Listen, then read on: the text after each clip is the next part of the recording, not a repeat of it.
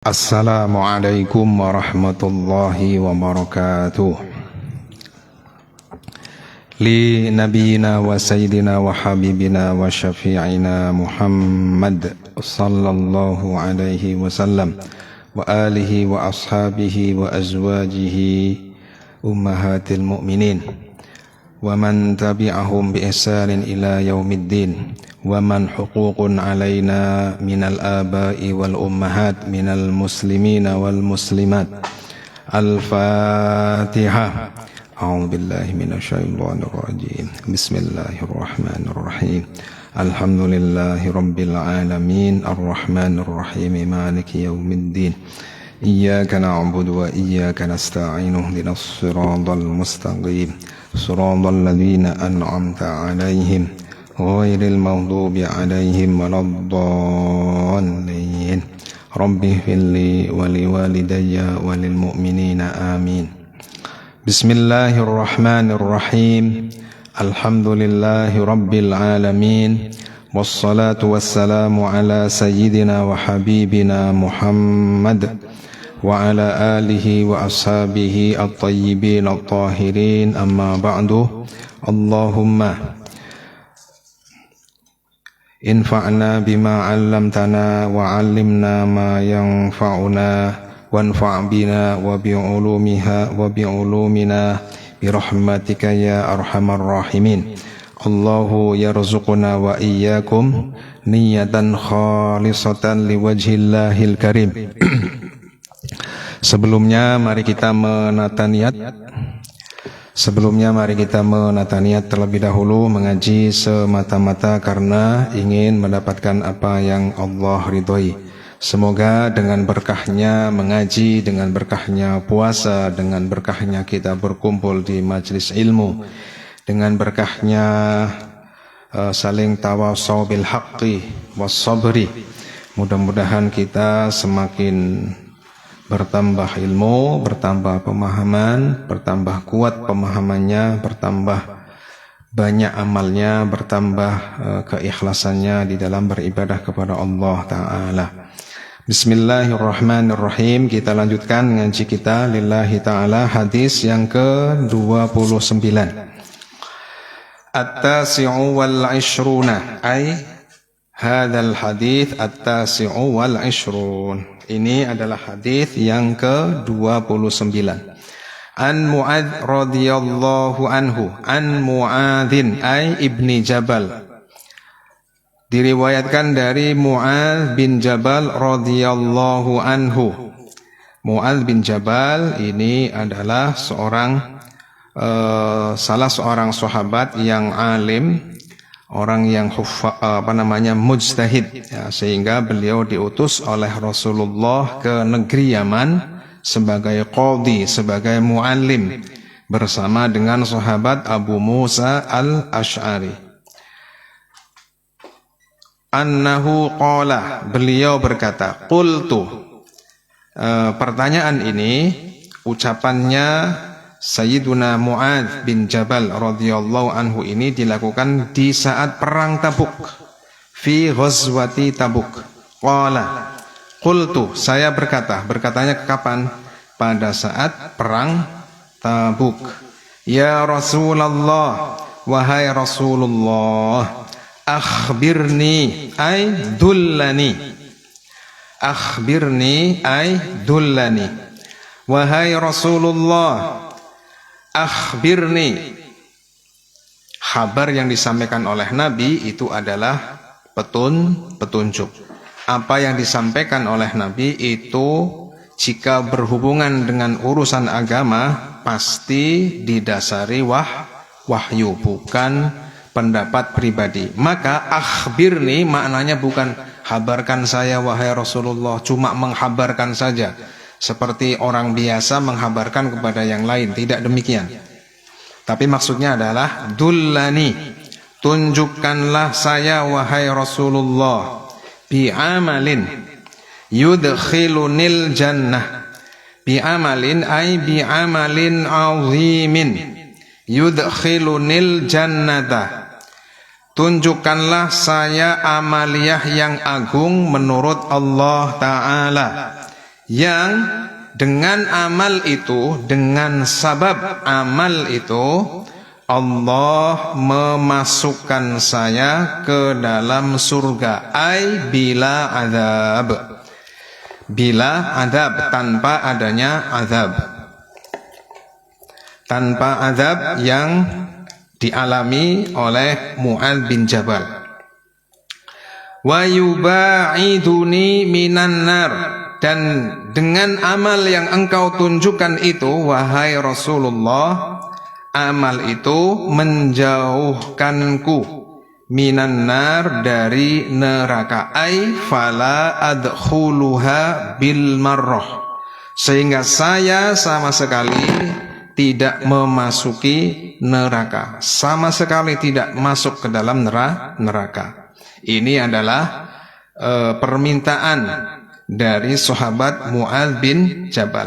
Dari permintaannya Mu'adz bin Jabal, kemudian permintaannya Mu'adz ini ditanggapi oleh Rasulullah.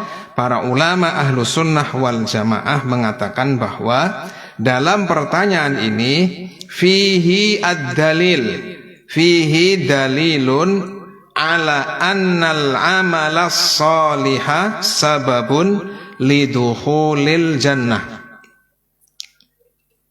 Fihi, dalam ungkapannya Mu'adz bin Jabal, terdapat apa? Terdapat dalil annahu, fihi dalilun annal amala salihah sababun lidukhulil jannah wa sababun linajatin syakhsi, linajatil insan minan nar. Amal yang soleh itu adalah sabab syar'i seseorang masuk ke dalam surga, dan seseorang itu juga selamat dari api neraka. Pertanyaan ini sekaligus bantahan, sekaligus sanggahan terhadap siapa? Terhadap kaum Malahidah.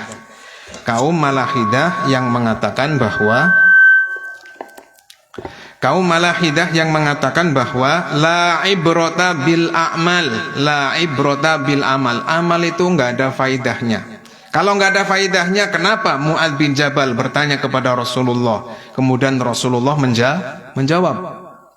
Nah, ini adalah satu pemahaman yang harus tepat ya ahlu sunnah wal jamaah di dalam memandang amal itu sebagai apa? Kita memandang amal itu sebagai sabab syar'i.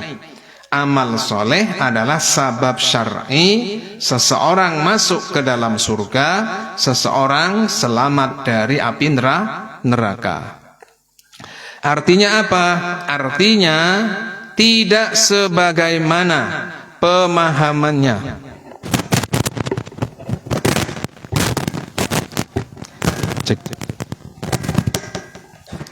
tidak sebagaimana pemahamannya, tidak sebagaimana pemahamannya kaum Malahidah. Kaum Malahidah, orang-orang yang mulhid, yang mengatakan apa? La ibrata bil a'mal. Amal itu enggak ada faidahnya sama sekali. Nah, kalau nggak ada faidahnya, kenapa Mu'adz bertanya kepada Rasulullah dan Rasulullah menjawab? Ini seakan-akan pertanyaan dan jawaban yang nggak ada gunanya. Itu sama saja dengan mengatakan bahwa sahabat dan Rasulullah itu diutus oleh Allah. Kemudian sahabat memperjuangkan agamanya Rasulullah, itu tidak ada manfaatnya.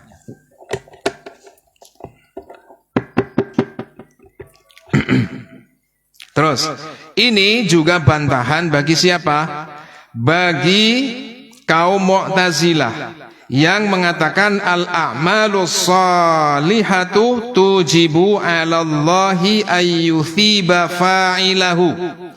Bantahan bagi kaum Mu'tazilah yang mengatakan bahwa orang yang beramal soleh itu wajib bagi Allah untuk memberikan dia pahala.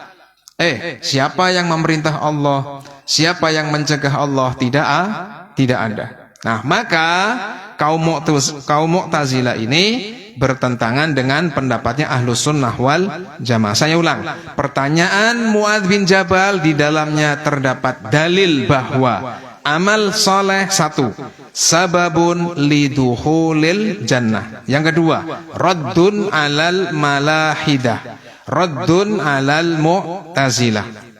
Dari pertanyaan Muadz bin Jabal.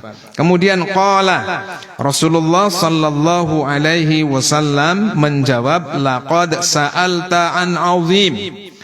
Coba perhatikan, ini adalah cara Rasulullah menjawab pertanyaannya Muadz bin Jabal. Pertanyaan yang sangat penting dan Muadz betul-betul menunggu jawabannya. Tapi tidak langsung dijawab oleh Rasulullah. Rasulullah mengatakan, laqad sa'alta an azimin. Engkau telah benar-benar menanyakan kepadaku an azimin, tentang perkara yang agung. Perkara yang agung menurut Allah Ta'ala. Tidak boleh diremehkan. Amal tidak boleh diremehkan. Sekaligus amal itu bukan sesuatu yang mewajibkan Allah untuk melakukan sesuatu. Awas, amal adalah sesuatu yang agung menurut Allah Ta'ala, tapi amal tidak mewajibkan apapun bagi Allah Ta'ala. Maka dikatakan, laqad sa'alta an azim. Wahai Muadz, engkau telah menanyakan sesuatu yang agung menurut Allah Ta'ala. Terus, wa innahu la yasirun ala man yassarahu Allah Ta'ala alaihi. La yasirun ay hayyinun. Wa innahu la yasirun. Dan sesungguhnya perkara yang agung itu, amal itu sangatlah mudah. Wa innahu la yasirun. Amal yang menjadikan engkau masuk surga tanpa azab, menjadikan engkau tidak masuk ke dalam neraka sama sekali, tidak menyentuh api neraka sama sekali, adalah apa? Amal yang sangat mudah bagi siapa? Alaman yassarahullahu ta'ala alaih, bagi orang yang dimudahkan oleh Allah Ta'ala. Artinya apa? Amalnya yang melakukan adalah seorang hamba. Yang memudahkan siapa? Yang memudahkan adalah Allah Ta'ala. Amal tetap kita nisbatkan kepada Allah, dan penciptaan amal, dimudahkannya seseorang beramal, siapa yang memudahkan? Allah Ta'ala. Ini adalah jawaban Rasulullah sallallahu alaihi wasallam.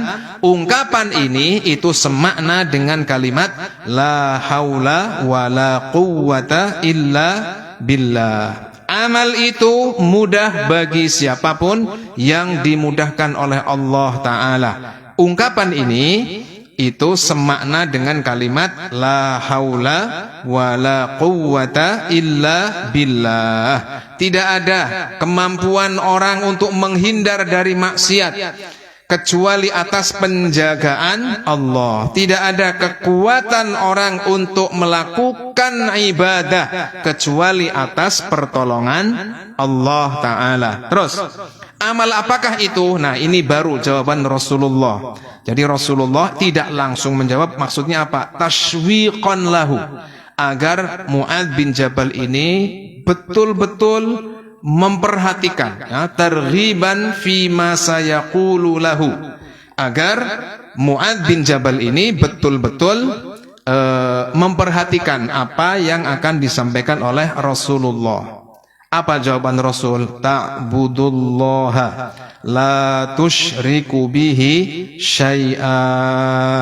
Beribadahlah kepada Allah. Beribadahlah kepada Allah. Apa itu ibadah? Ibadah itu adalah ghayatut ta'zimi, ghayatut tazalluli, atau nihayatut tazalluli.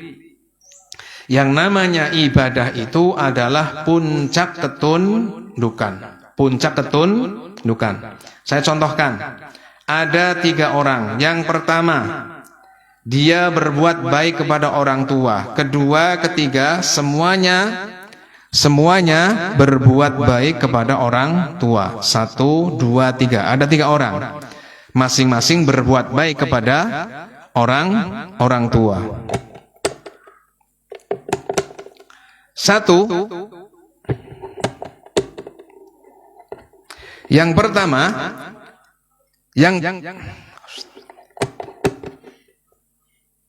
cek bismillah.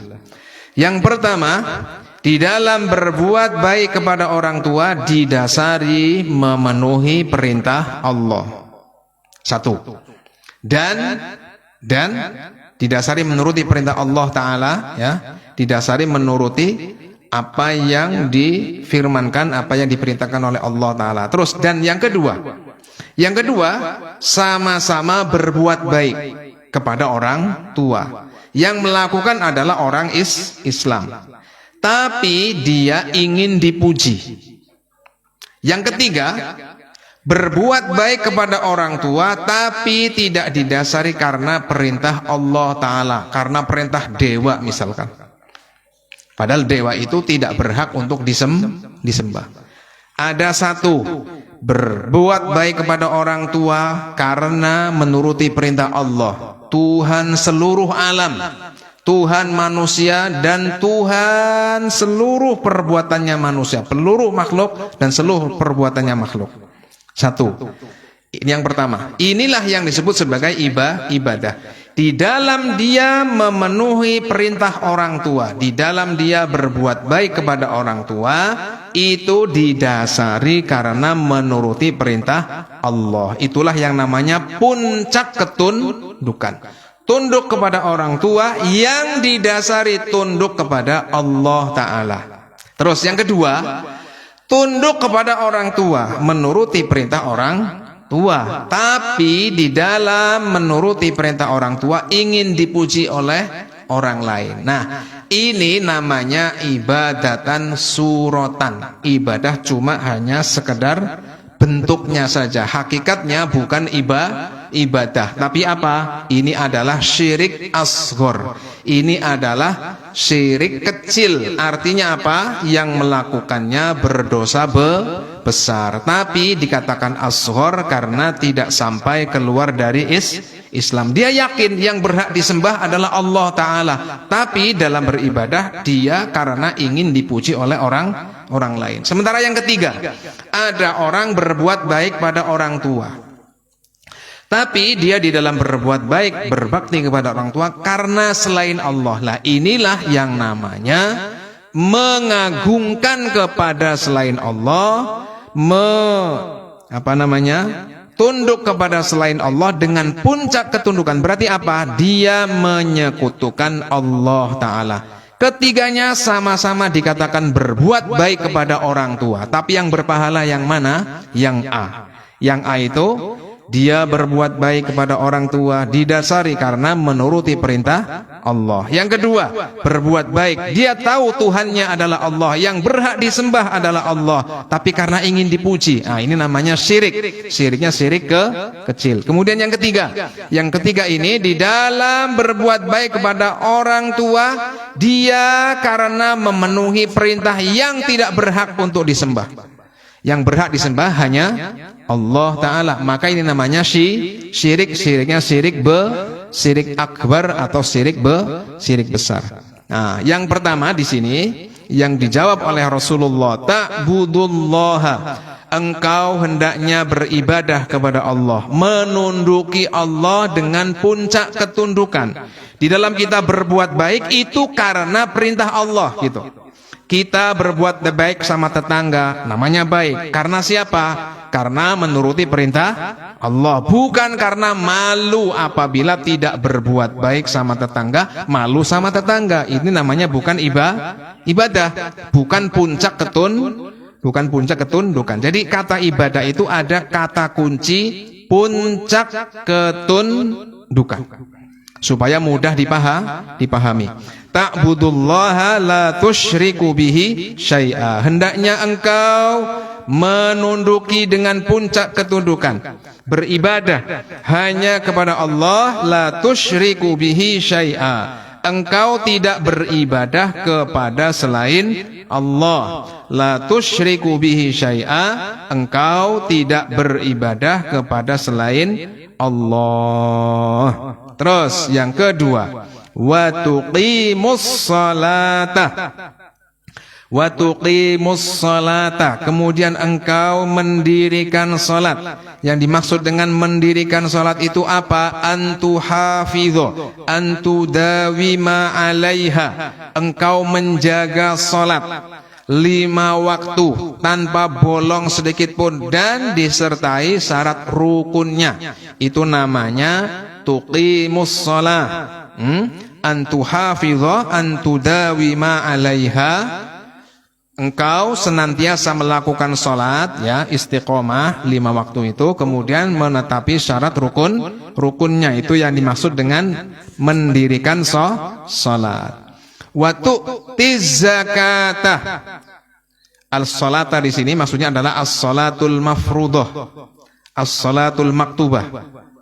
Terus wa tu'tiz zakatah, kemudian engkau wahai Mu'adz bin Jabal menunaikan zakat, ay al-mafrudata alaika, ay al-mafrudata alaika, sebab nanti ada yang selain yang fardu. Kalau yang ini adalah yang fardu.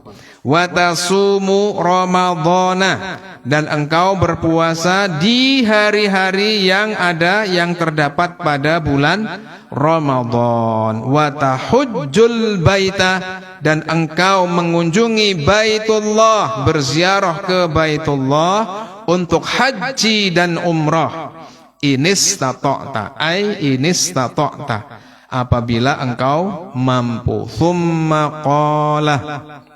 Thumma qala, kemudian Rasulullah sallallahu alaihi wasallam beliau berkata, thumma qala ala adulluka ala abwabil khair, ala adulluka ala abwabil khair, maukah engkau aku tunjukkan abwab, maksudnya apa?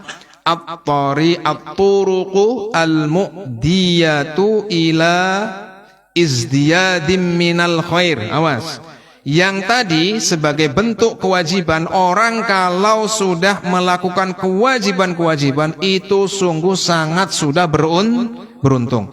Orang melakukan sholat 5 waktu, nggak ada yang bolong dari mulai balik sampai dengan wafat, nggak ada yang bolong, tepat waktu, syarat rukunnya terpenuhi. Untung apa untung? Untung. Puasa Ramadan nggak ada yang bolong. Haji kalau dia, pokoknya ini yang wajib-wajib dulu yang tadi. Nah, sekarang ala adulluka ala abwabil khair, maukah engkau aku tunjukkan wahai Mu'adz ala abwabil khair, ay at-turuqil muaddiyati ila izdiyadim minal khair, jalan-jalan, berbagai jalan yang mengantarkanmu ila izdiyadim minal khair, agar bertambah kebaikan. Kalau tadi semuanya adalah kebaikan yang pokok. Nah, sekarang ini adalah kebaikan yang merupakan sifatnya tambahan. Orang yang sudah melaksanakan yang wajib ditambah yang ini, ini berarti mendapatkan kebaikan yang luar biasa. Yang pertama, as-saumu junnatun.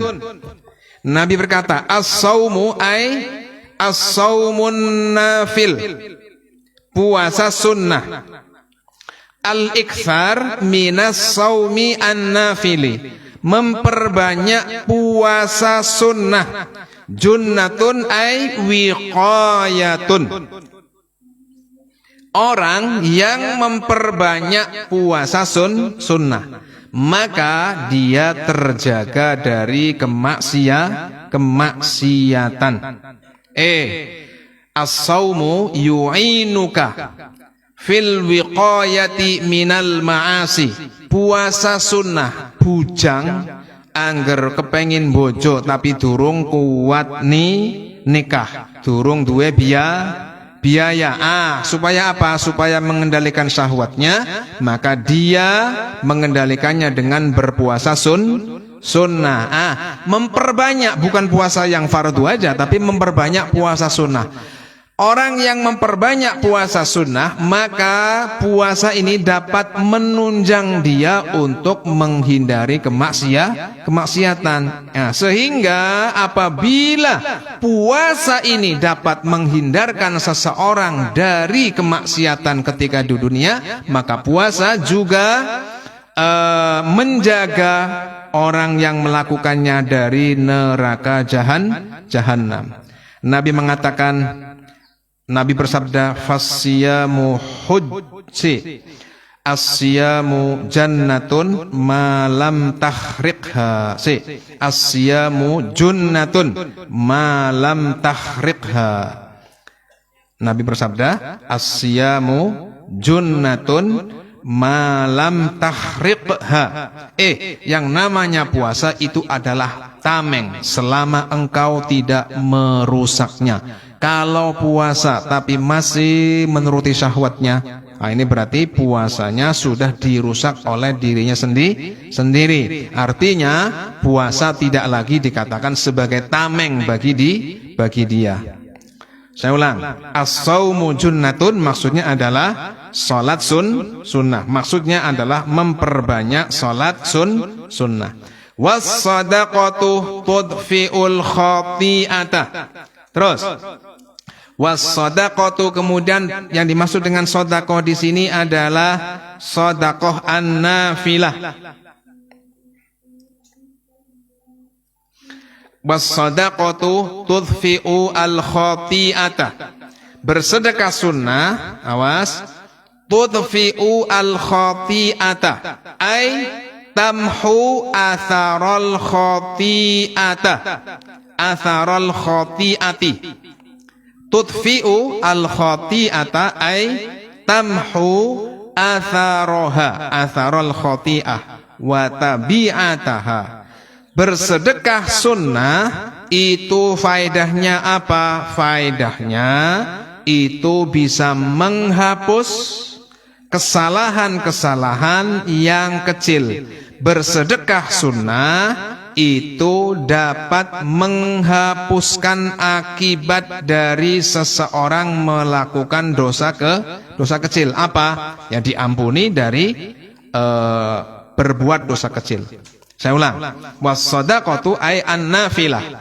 Sedekah yang sunnah, tudfi'u ay tamhu, al-khati'ata ay atharal khati'ah. Sedekah sunnah itu bisa menghapus akibat orang melakukan dosa kecil. Maknanya seperti itu. Kama yudfi'u al-ma'un naro, sebagaimana api itu bisa memadamkan, sebagaimana air itu bisa memadamkan api, sebagaimana air itu bisa memadamkan api. Awas, tadi dikatakan was-shadaqatu tudfi'ul khati'ah. Ini maksudnya adalah yang berhubungan dengan haqqullah, yang la yata'allaqu bihuquqil ibad. Jadi kalau yang berhubungannya dengan haqqul adami atau haqqul ibad, maka tetap harus meminta maaf, meminta halal, meminta ridho, meminta maaf. Nah, ini sedekah sunnah itu katanya apa tadi? Menghapus dosa-dosa yang kaitannya dengan Allah Ta'ala, bukan kaitannya dengan sesama makhluk, dan dosanya adalah dosa kecil. Terus, wa salatur rajuli fi jawfil laili, wa salatur rajuli fi, saya ulang, wa salatur rajuli min jawfil laili. Kemudian salatnya seseorang, rajul di sini maksudnya taghliban, bukan hanya laki-laki tapi memuat pula perempuan. Wa salatur rajuli maksudnya salat seseorang. Kenapa yang dimaksudkan yang disebut adalah laki-laki? Taghliban, min babil taghlib. Jadi maksudnya juga sekaligus perempuan. Wa salatur rajuli min jawfil laili. Dan wahai Mu'ad, salatnya seseorang pada sebagian malam, pada sebagian malam yang gelap. Pada sebagian malam yang gelap. Thumma tala, kemudian Rasulullah sallallahu alaihi wasallam membaca ayat ini. Thumma tala, kemudian Rasulullah membaca ayat. Rasulullah itu hafal Quran ya, jangan dikira tidak hafal Quran. Tatajafa junubuhum anil madaji'. Al-madaji' ay al-mafaris. Tatajafa junubuhum anil madaji'. Mereka yang lambungnya jauh dari alas tidur, alias tangi. Kadang-kadang wonge melek tapi ora gelem tangi. Tatajafa junubuhum. Jadi yang geus melek kepengin bisa sholat wengi, melek iku yo langsung tangi aja engkolah delat maning engkolah awis. Ini kata-kata dari Al-Qur'an, tatajafa junubuhum. Mereka orang-orang yang soleh itu lambungnya jauh atau jauh dari alas tidur, al-madaji. Jadi begitu terjaga maka bangun gitu. Begitu terjaga maka bangun. Ini maksudnya agar mudah untuk sholat malam. Masya Allah. Nah ayatnya itu dilanjutkan sampai dengan ya'malun. Ayatnya lengkapnya begini. Wa mimma razaqnahum yunfiqun. Terus fala ta'lamu nafsum ma ukhfiya lahum min qurrati a'yunin jazaa'an bima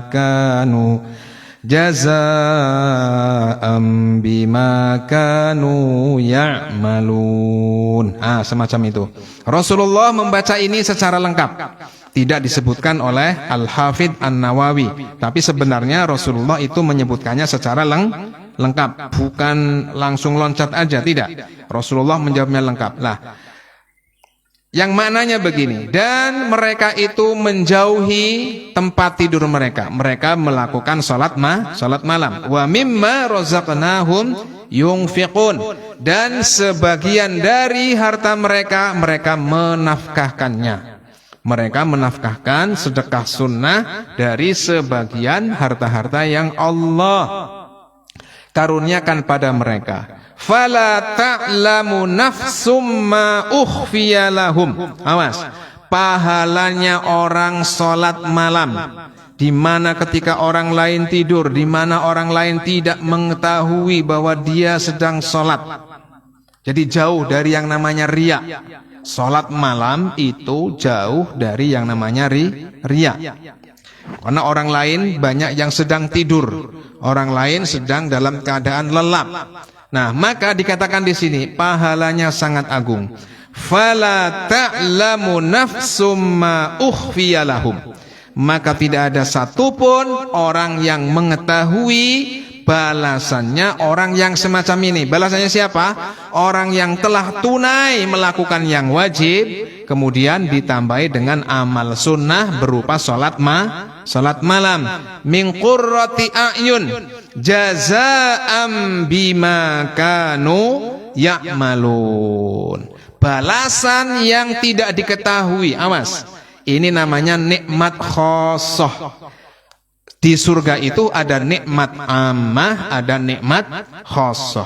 Nikmat ammah itu adalah nikmat yang disebutkan dalam Al-Quran. Misalkan tajri min tahtihal anhar. Itu namanya nikmat ammah. Nikmat yang disebutkan oleh Al-Quran, yang disebutkan oleh hadis secara soroha, secara jelas. Nah, nikmat yang ada dalam surga juga terdapat yang namanya nikmat yang khosoh. Ini hanya berlaku bagi para wali-wali Allah, bagi orang-orang yang soleh, apakah itu para nabi atau para rasul, setelah mereka melakukan amal. Surga yang dinikmati oleh Sayyiduna Adam dan Hawa itu bukan surga yang karena melakukan amal. Awas, surga yang merupakan darul jaza, tempat orang mendapatkan balasan, itu setelah beramal. Al jannatu darul jaza. Yang namanya surga itu adalah tempat balasannya amal. Dunia ini darul amal. Dunia ini adalah tempatnya beramal. Nah, sedangkan awas, surga yang nanti akan kita huni itu maharnya adalah apa? Mukhalafatun nufus. Ulama menyebutkan al jannatu kal arus. Surga itu bagaikan pengantin baru. Pengantin baru, kalau ada 2 orang pengantin itu sembarang orang bisa masuk ke kamarnya apa enggak? Enggak bisa. Sama dengan surga. Surga itu tidak sembarangan orang bisa masuk. Siapa yang bisa masuk? Wa mahruha mukhalafatun nufus. Maharnya adalah tidak mengikuti hawa nafsu. Allah mengutus nabi, ikuti nabi. Allah menjadi Tuhan kita, ikuti bahwa kita itu akalnya menerima bahwa yang namanya alam itu ada yang menciptakan. Yang namanya alam itu pasti tidak serupa dengan yang menciptakan alam. Nah, kita mengikuti akal yang benar, kita mengikuti dalil yang sabit baik dari Al-Quran ataupun hadis, itu namanya kita manut. Tidak mukhalafatun nufus, tidak ittiba'ul hawa, tidak mengikuti hawa nafsu. Maka al jannatu kal arus wa mahruha mukhalafatun nufus. Surga itu bagaikan pengantin baru. Maksudnya apa? Tidak semua orang bisa masuk ke dalam surga. Maharnya orang masuk surga apa? Mukhalafatun nufus, tidak mengikuti hawa nafsu.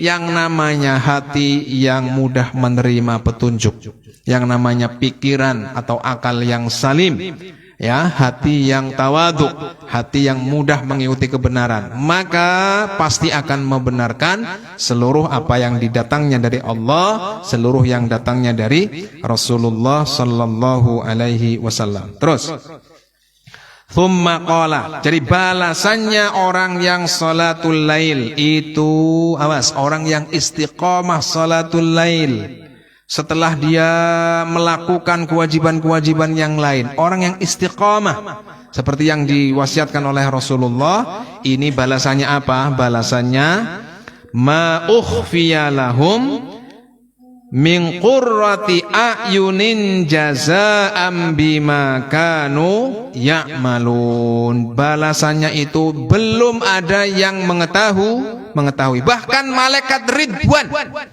bahkan Sayyiduna Muhammad sallallahu alaihi wasallam itu belum mengetahui nikmat khususnya calon-calon penghuni surga yang ada di dunia yang telah melakukan amal soleh, para wali, para nabi, para orang yang mati syahid, para rasul. Ini semuanya mendapatkan balasan ma ukhfiya lahum min qurrati a'yun, sesuatu yang menyenangkan hati. Ma ukhfiya, disamarkan dari siapa? Dari malaikat. Bahkan malaikat Ridwan pun tidak mengetahui nikmat yang khusus. Bahkan Sayyiduna Muhammad pun tidak mengetahui nikmat khusus yang nanti akan beliau peroleh pada saat beliau masuk ke dalam surga. Masya Allah. Semoga kita dijadikan orang yang gemar untuk salat malam, walaupun 2 rakaat. Walaupun dua rakaat. Masya Allah, abote. Terus thumma qala ala ukhbiruka bi ra'sil amri, wahai Mu'adz bin Jabal, tidakkah engkau mau, awas, tidakkah engkau mau di sini maksudnya adalah takriri, hendaknya engkau mau akan nasihatku, hendaknya engkau mengikuti petunjukku. Ala ukhbiruka, Tidakkah engkau mau aku tunjukkan? Ukhbiruka maksudnya ursiduka. Tidakkah engkau mau aku berikan petunjuk? Bi ra'sil amri wa amudihi wa dhirwatihi atau dhurwati sanamihi. Dhurwati atau dhirwati. Boleh dibaca dhurwati, boleh dibaca dhirwati sanamihi. Wahai Mu'adz bin Jabal, tidakkah engkau mau aku tunjukkan ra'sil amri, perkara yang paling pokok yang menyelamatkanmu, yang menjadikanmu masuk surga tanpa azab, yang menjadikanmu masuk ke dalam surga tanpa engkau masuk ke dalam neraka terlebih dahulu. Ra'sul amri ini maksudnya perkara yang utama, yang pokok agar engkau mendapatkan apa yang engkau tanyakan tadi. Terus wa amudihi. Wa amudihi, amud di sini maknanya adalah amud, tiang. Jadi Islam itu mempunyai, seakan-akan kalau digambarkan Islam itu mempunyai amud, tiang. Tiang yang tengah itu namanya amud. Jadi agar perkara ini, agar awas ra'sul amri ini tidak roboh, maka hendaknya kamu menjaga tiangnya. Terus wa dhurwati sanamihi, wa dhurwati sanamihi, dan hendaknya engkau ini menjaga, melakukan perkara yang paling pokok yang dapat digantikan yang lain di dalam Islam. Awas, dhurwatu sanamihi ay a'lahu. Dhurwatu itu maknanya adalah daging yang paling enak di onta, tapi maksudnya adalah a'la, sesuatu yang paling bernilai, sesuatu yang paling tinggi derajatnya di dalam Islam. Saya ulang, wa dhurwatu atau wa dhurwati sanamihi atau wa dhirwati sanamihi, dan tidakkah engkau mau saya tunjukkan perkara yang paling tinggi derajatnya dalam Islam. Maksudnya paling tinggi, awas, bukan mengalahkan Islam itu sendiri, tapi Islam adalah masuk dalam Islam, beriman itu adalah ibadah yang paling tinggi secara mutlak. Tapi di dalam Islam, di dalam keimanan itu ada ibadah yang tidak bisa digantikan oleh ibadah yang lain. Maksudnya seperti itu. Jadi ibadah yang tidak bisa digantikan oleh ibadah yang lain. Apa? Al-jihad. Saya ulang. Terus di bawahnya itu, setelah wa dhurwatu sanamihi, di bawah wa fi ba'din nusakhi ziyadatu qultu bala ya Rasulullah. Al-Hafidz An-Nawawi meriwayatkan hadis ini dari Imam At-Tirmidzi. Nanti di belakang hadis ini diriwayatkan oleh siapa? At-Tirmidzi. Tapi dalam nuskhahnya An-Nawawi yang dari Imam At-Tirmidzi itu tidak terdapat tulisan sebagaimana yang di bawah. Yang di bawah itu nggak ada. Maka Al-Hafidz An-Nawawi mencantumkannya apa adanya. Paham? Nah, kemudian di sini di bawah dalam nuskhah yang lain, dalam Sunan At-Tirmidzi itu ada penambahan seperti itu. Qultu bala. Dalam kitabnya Imam An-Nawawi sendiri itu tidak ada tulisan semacam ini. Paham ya maksudnya ya? Jadi dilengkapi maksudnya. Kitabnya ulama pun kadang terdapat kekurangan. Kalau nggak hati-hati, maka nanti terjang aja ini. Padahal di sini ada tambahannya. Apa tambahannya? Qultu bala ya Rasulullah. Qultu, saya berkata, bala enggih kula manut datang panjenengan. Saya ingin mengetahui petunjukmu wahai Rasulullah. Qala ra'sul amri. Ibarat yang namanya hewan. Hewan itu akan hidup apabila kepalanya ada. Manusia walaupun tidak punya kaki, tidak punya tidak punya tangan, tapi dia punya kepala, maka dia hidup. Ra'sul amri, perkara yang paling pokok agar engkau masuk surga tanpa azab, agar engkau masuk surga tanpa masuk neraka terlebih dahulu, yang paling pokok adalah apa? Al-Islamu. Ra'sul amri al-Islam.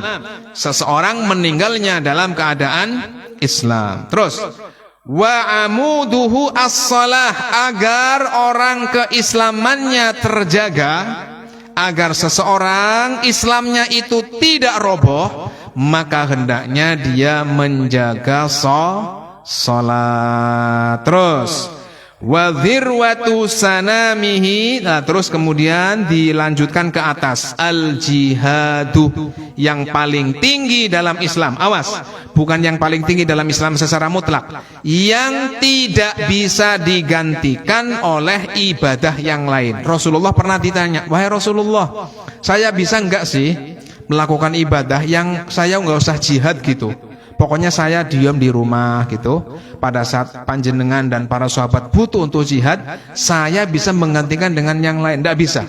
Jihad itu pada saat waktunya wajib, maka hukumnya wajib, tidak dapat digantikan. Maksudnya gitu.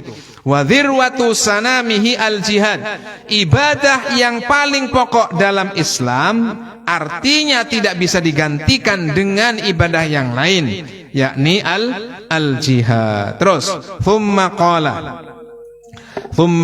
kemudian Rasulullah sallallahu alaihi wasallam bersabda, ala ukhbiruka, ala ursyiduka, tidakkah engkau aku mau, saya ulang, tidakkah engkau mau aku tunjukkan, aku berikan petunjuk, wahai Mu'adz bin Jabal, bimalaki dzalika, boleh, atau bimilaki dzalika, dua-duanya boleh, bimilaki dzalika kullihi. Tidakkah engkau mau saya tunjukkan yang mampu, awas, mengendalikan. Saya ulang, malakun itu maksudnya al-amrul ladzi yaqumu bihi kullu ma taqaddam, perkara yang menjadikan segala sesuatu yang telah dijelaskan oleh Rasulullah itu bisa terjaga dengan baik. Saya lanjutkan, saya ulangi, apakah engkau mau wahai Mu'adz saya tunjukkan yang menjaga apa yang telah saya sebutkan tadi? Apa? Orang bisa melakukan yang namanya sholat dengan istiqomah, orang bisa melakukan yang namanya jihad dan sebagainya, bisa melakukan sedekah sunnah, bahkan sholat malam.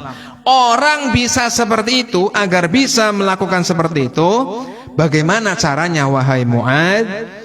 Terus bala ya Rasulullah, nggih kula manut, kula kepengin angsal pitedah, saya ingin petunjuk dari panjenengan. Kemudian Rasulullah bersabda, fa akhadha bilisanihi, kemudian Rasulullah sallallahu alaihi wasallam menyentuh, Rasulullah menyentuh bilisanihi, lisannya sendiri. Rasulullah menyentuh lisannya sendiri. Apa kata Rasulullah? Kata Rasulullah, beliau mengatakan, wa qala kuffa alaika hadza, kuffa alaika hadza.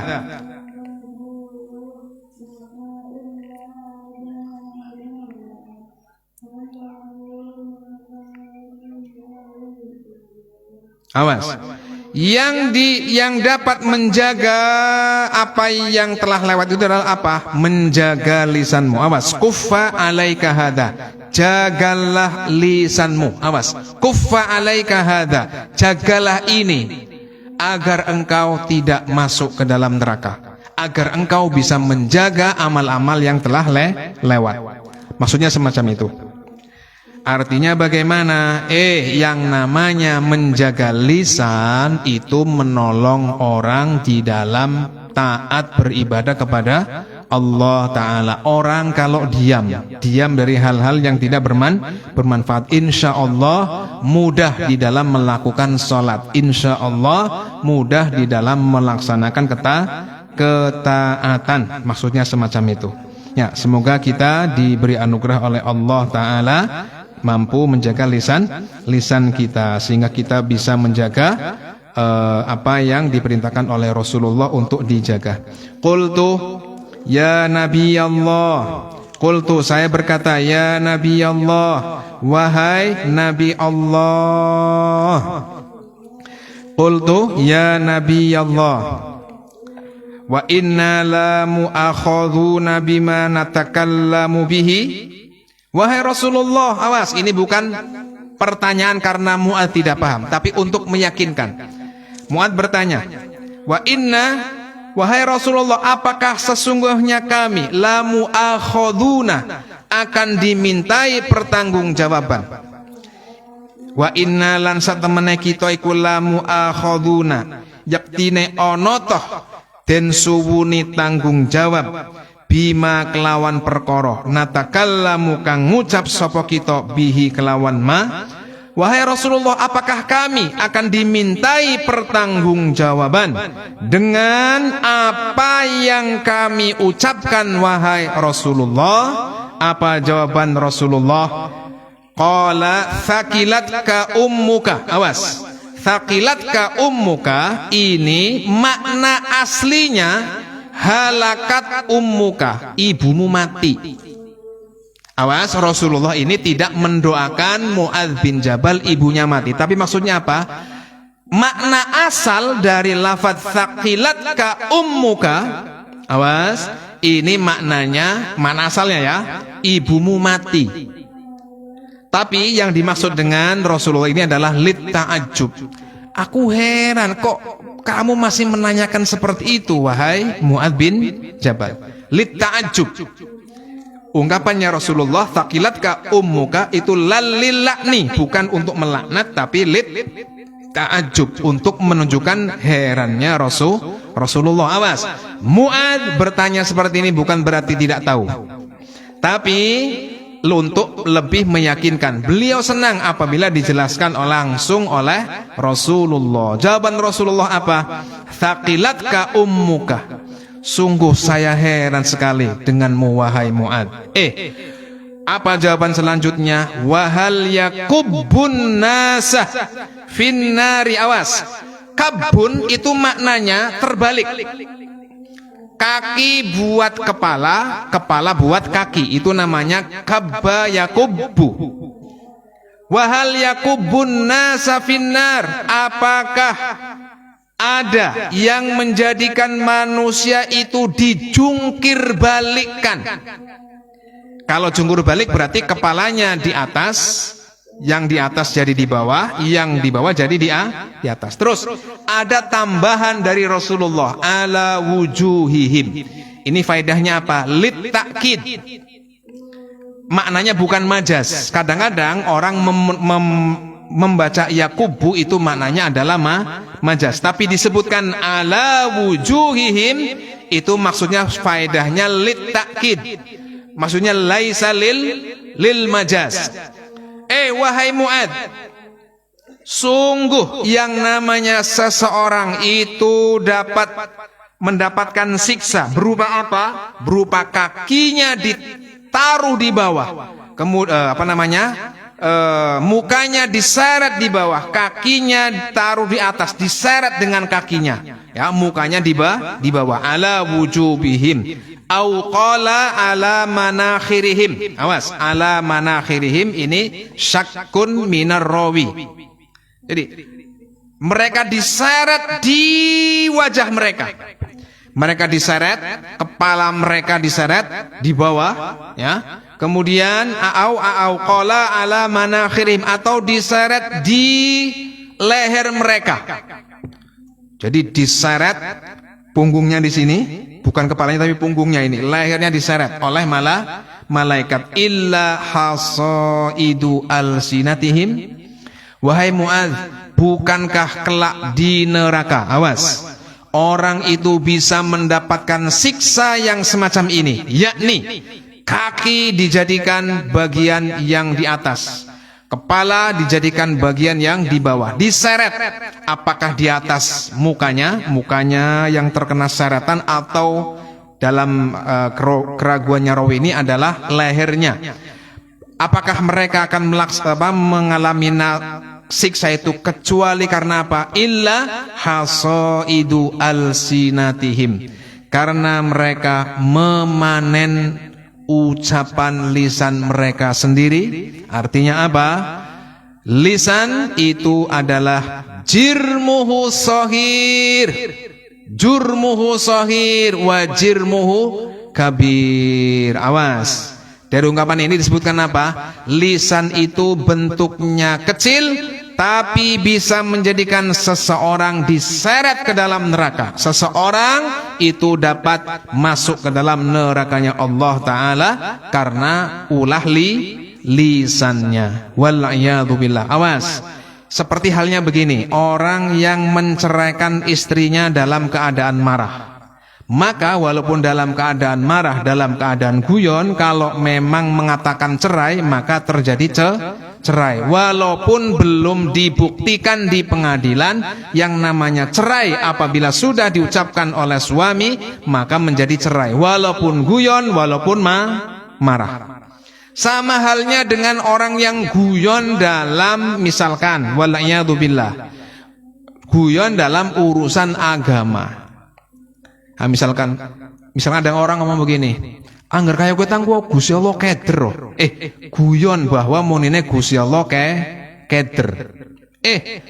Awas mengatakan Gusti Allah keder, Allah bingung. Itu sama saja dengan menisbatkan sesuatu yang tidak layak kepada Allah Ta'ala. Walaupun guyon, walaupun dalam keadaan marah. Misalkan orang mengatakan, nyong ora ridho Allah nglakokaken aku kayak aku wis kendang ibadah, saya sudah rajin ibadah tapi saya diperlakukan seperti ini, saya tidak ridho Allah jadi Tuhan saya.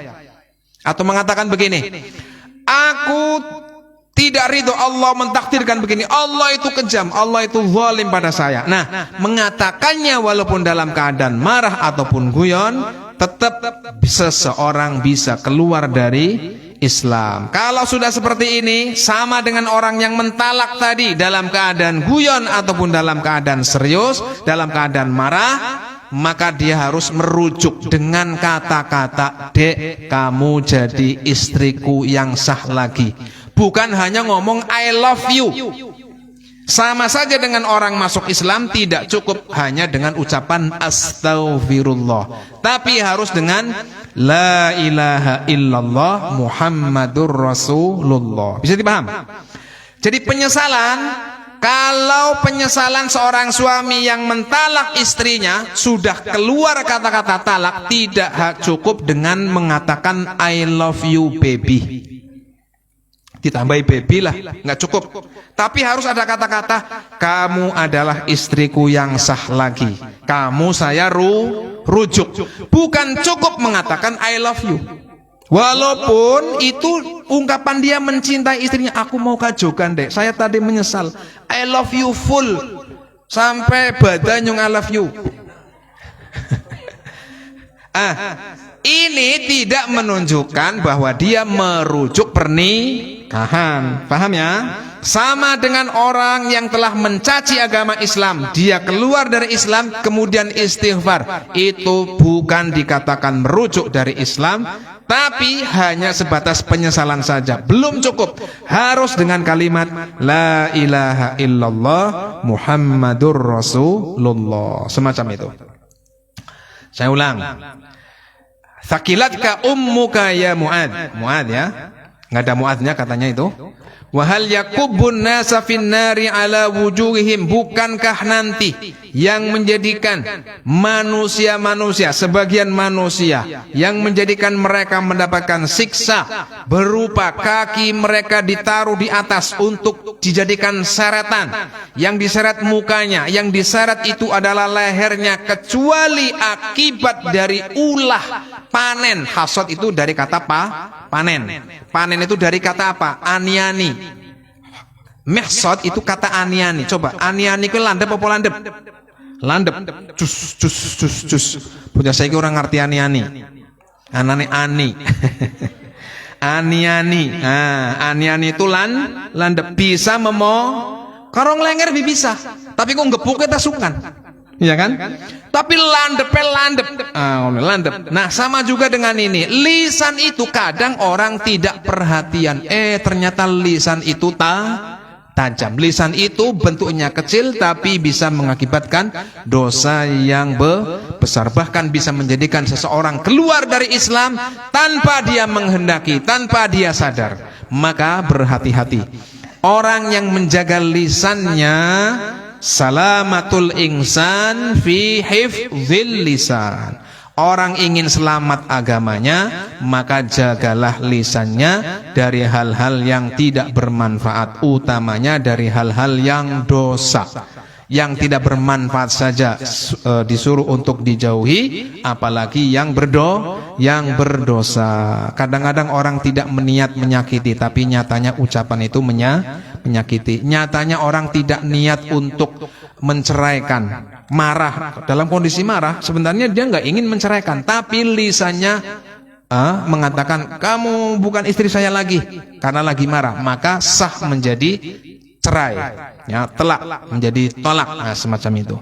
Nah, semoga kita dilindungi oleh Allah Ta'ala untuk dapat menjaga lisan kita, menjaga hati kita. Ulama bersabda, Sayyiduna Ahmad Ar-Rifai berkata, ihfazu al-sinatakum kama tahfazuna qulubakum.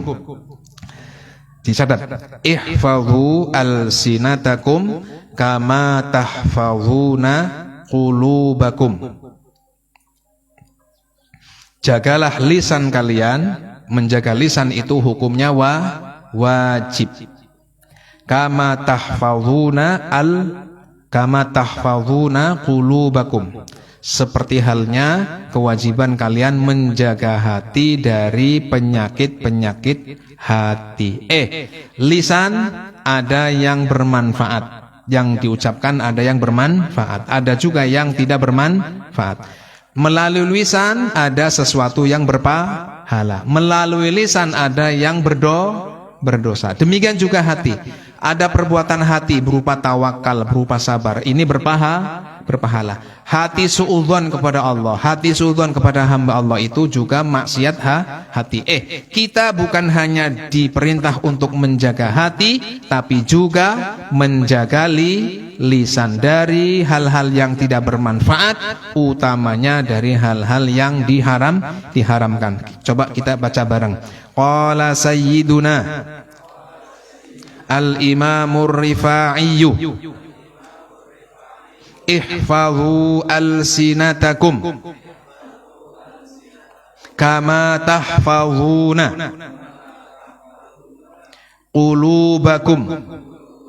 Artinya, jagalah lisan kalian. Menjaga lisan itu hukumnya wajib. Kama tahfazuna qulubakum, sebagaimana engkau juga berkewajiban menjaga hati. Wallahu yuwaffiquna wa yuthabbituna lima yuhibbuhu wa yardah minal qawli wal amali wan niyah. Hadis ini rawahu at-Tirmidzi wa qala haditsun hasanun sahih. Distatuskan hasan dan sahih oleh Al-Imam At-Tirmidzi. Wallahu ta'ala a'lamu wa ahkam. Assalamualaikum warahmatullahi wabarakatuh.